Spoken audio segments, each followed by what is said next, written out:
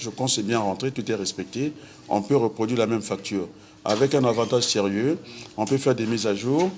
Une fois que c'est saisi, on ne reviendra plus dessus. On ne fera que des transactions à l'intérieur. Tac, tac, on fait achat, vente. On ne fera plus que ça.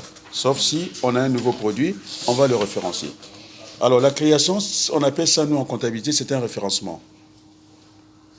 Après, un produit est susceptible d'être modifié. Si vous changez de fournisseur, le grammage peut changer.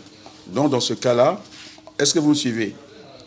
On change le grammage, on peut changer le litrage, et tout ce qui est à l'intérieur a changé.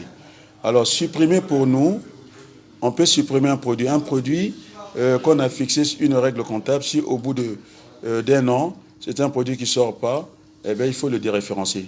C'est-à-dire ce qu'on appelle un stock mort en comptabilité chez nous, en gestion. Donc, on va le retirer des catalogues pour que ça ne pèse pas fiscalement parce que nous avons obligation, je ne sais pas maintenant si on est passé à des inventaires. À chaque inventaire, chaque année, il y a une obligation de faire un inventaire. Et si le produit qui ne sort jamais, on continue à les maintenir dans nos stocks, ça va peser pour nous fiscalement. Donc, aucun intérêt, il faut le dégager. Ce qu'on appelle le déréférencement, c'est supprimer ce produit-là. Est-ce que c'est clair? Bon, puisqu'il y a du bruit de l'autre côté, sur ce, il y a des questions? Est-ce que c'est bien de travailler sur une base de données que de travailler sur celle? Qu'est-ce qui est mieux pour vous? Non, c'est bien, mais sauf que c'était trop rapide. On n'a pas vraiment eu le temps de prendre ça étape par étape très bien. Ah bon, c'est trop vite. Pendant que je fais ciel, tu fais Excel. Ça ne peut qu'être vite pour toi. Non, on était bien. Le problème, j'avais juste enlevé, comme vous nous avez dit des thèmes, j'avais éteint, mais j'avais déjà les programmes qui étaient déjà faits. Preuve, il est là. Bon, ok. Sauf qu'il est... c'est pas un souci. C'était déjà ce qu'on appelle, j'étais presque en démonstration pour capter votre attention, pour vous faire aimer ce logiciel-là. On a vu qu'entre Excel et un gestionnaire de base de données, moi je préfère travailler sur une base de données. Une fois que tout est installé, il n'y a que des transactions à faire à l'intérieur. Et puis c'est une gamme au-dessus par rapport à Excel. Excel, ça reste un tableur. On a fait la programmation hier, on pouvait vérifier le résultat. Mais ce que je voulais faire, parce que c'est un logiciel redoutable, si on ne sait pas placer les objets, on ne sait pas, parce qu'entre-temps, on a eu presque une confusion. C'est finalement Bureau Pro. Bureau Pro qui vendait à Bureau Pro. Non, ça voulait simplement dire que nous avons au-dessus de notre magasin, qui est un point de vente, une centrale d'achat qui achète pour nous, qui nous revend. On a vu hier le circuit logistique. Lorsque la centrale d'achat nous vend une palette, ça revient quand même moins cher. Et si c'est nous-mêmes qui allons chercher la palette, parce que notre centrale d'achat a une puissance d'achat, il achète par camion, et nous, si on va chercher la palette chez le fournisseur, on a vu que la même palette, au lieu de 200, ça peut basculer facilement à 400. Donc, on a vu tout ça. Donc, un gestionnaire de base de données, c'est un outil magnifique, et ça nous évite de reprendre les choses. Une fois que c'est référencé, c'est à l'intérieur, et c'est bouclé. Moi, je pense que c'est très bon. Mais maintenant, j'avais fait une remarque au départ, que c'est un logiciel de gestion commerciale, c'est-à-dire c'est pour le commercial. Il n'est pas à nous. Mais non, nous sommes toujours les parents pauvres d'une entreprise commerciale. Mais à force des choses, on peut venir faire la différence, aller chercher les autres. Et puis prendre peut-être leur place. Alors, ça veut dire quoi? Ces logiciels-là, on peut le faire basculer en gestion de stock en changeant simplement les termes. Il y a un problème de terminologie à l'intérieur. Ce que j'appelle, moi, la syntaxe. Là où c'est marqué prix moyen, ça peut prêter à confiance avec le coût parce que le coût n'est pas le prix. On a vu les niveaux, non? Lorsque j'ai fait la formation des prix ici, ça commence par le prix d'achat brut. Vous mettez une remise, on bascule au prix d'achat net. On est d'accord? On peut ne pas accorder la remise. Donc c'est quand même le premier niveau, c'est le prix d'achat.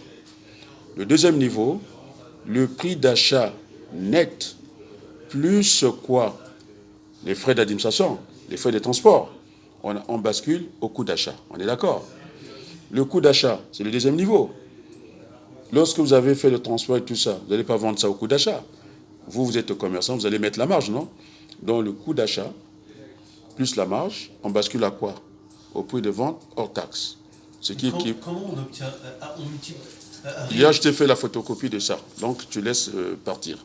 Après, le prix de vente hors taxe, plus le prix de vente hors taxe, plus la taxe, on bascule à TTC. Et donc l'équivalent du prix de vente hors taxe, chez nous en logistique, c'est ce qu'on appelle le prix unitaire, hors taxe. Ici, c'est exprimé en logistique. Prix unitaire. Monsieur, donc moi, le souci c'était ça. C'est vrai que la liberté n'a pas de prix, ça a un coût. Le coût n'est pas le prix, mais à un certain moment, si on regarde de plus près, on enlève des choses à l'intérieur, on peut bien confondre le prix au coût. Donc c'est un logiciel de gestion commerciale qu'on peut faire basculer tranquillement en gestion de stock.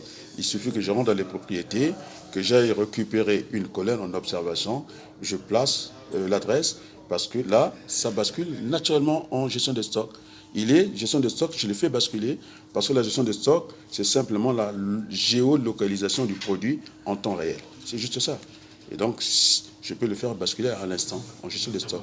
Et donc, je peux faire deux formations à l'intérieur. D'une part, la gestion commerciale, et d'autre part, je peux faire la gestion des stocks en mettant l'adressage. Et puis, le tour est fait. Voilà, à peu près ce qu'il fallait faire. Bon, je vous dis un grand merci. On va prendre la pause. C'était pour installer les bases. On y reviendra parce que c'est un logiciel d'entraînement. Oh, il y a des gens qui m'ont dit que j'étais rapide. C'était pour planter les décors. Le décor est planté. Maintenant, je vais prendre pas un exercice de 12 références. Je vais prendre un exercice de 2 références pour qu'on puisse comparer rapidement entre ciel et gestion commerciale. Ce n'est pas la peine que ça soit du bourrage de crâne, que j'aille à 1000 références, aucun intérêt, 1000 fournisseurs, aucun intérêt. Donc, je vais chercher un exercice d'application qu'on fera l'après-midi. Là, on va prendre tout le temps nécessaire. Ça ne sera pas beaucoup. Vous avez vu comment on crée une entreprise, et comment est-ce qu'on liste les produits, et comment est-ce qu'on passer des commandes, ainsi de suite. Et puis voilà, je vais trouver un exercice de 2 lignes. Ça suffira largement pour revenir dessus, parce qu'en une fois, on ne peut pas maîtriser le logiciel, c'est pas vrai. Donc ça, c'était pour planter des décors simplement. Et donc, on va aller mollo, petit à petit. Est-ce que ça marche? Sur ce, je vous dis un grand merci. On va revenir. À très bientôt. Merci, ciao.